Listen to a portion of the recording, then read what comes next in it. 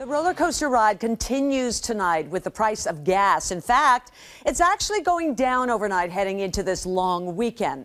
That, of course, comes as a welcome surprise for drivers. But you know, that might be exactly how oil companies want you to feel. We're live next to Sean O'Shea for an interesting new take on pump price psychology. Good evening. Well, good evening, Ann. You know, we all tend to feel better when gasoline prices go down, and the oil companies know it. So are we being manipulated by all these price ups and downs? The ups and downs of filling up. After a week where consumers have been paying more for fuel, a dip is on the way. Author and auto broker Jim Davidson says the oil industry has got consumers figured out. Like last week, it was about $1.33, $1.32, $1.34. Well, it went up to $1.40. Everyone freaked out, panicked. We're talking about it. Down it goes to $1.37. Well, they're ahead. Davidson says the industry is tenderizing consumers with the up and down tactics.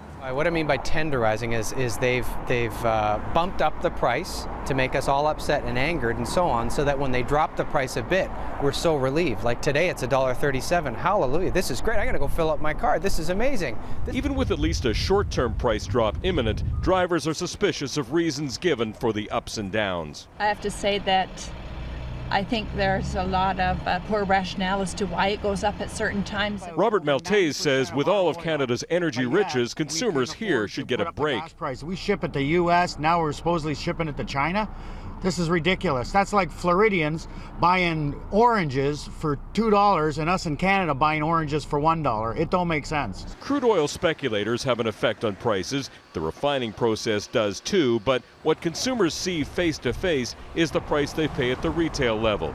You can drive a smaller car or drive less if you can, but the author of 75 Ways to Save Gas says you can also try to drive smarter by changing dirty oil filters, for example. It depends on how dirty, but it could be 20% fuel lost. 20% of your fuel lost because your car can't breathe, because the air comes in here, goes into the engine. If this gunk is blocking it, every time you drive this car, you're wasting 5% by driving with this underinflated tire. But some drivers say what consumers need is regulation that limits price spikes. It should have been regulated many years ago.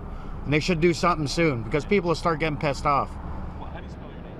That's the G-rated version of what a lot of drivers, a lot of viewers feel tonight going into this long weekend. Here at Esso, the price is over $1.38. Experts saying it's going to drop by 3.6 cents a liter at midnight tonight. Enjoy the savings while you can, because other analyses say the prices are going to be high again for the summer. All the more reason to fix those, change those air filters, and pump up those tires to save what you can, however you can. Back to you. Great advice. Thank you, Sean O'Shea.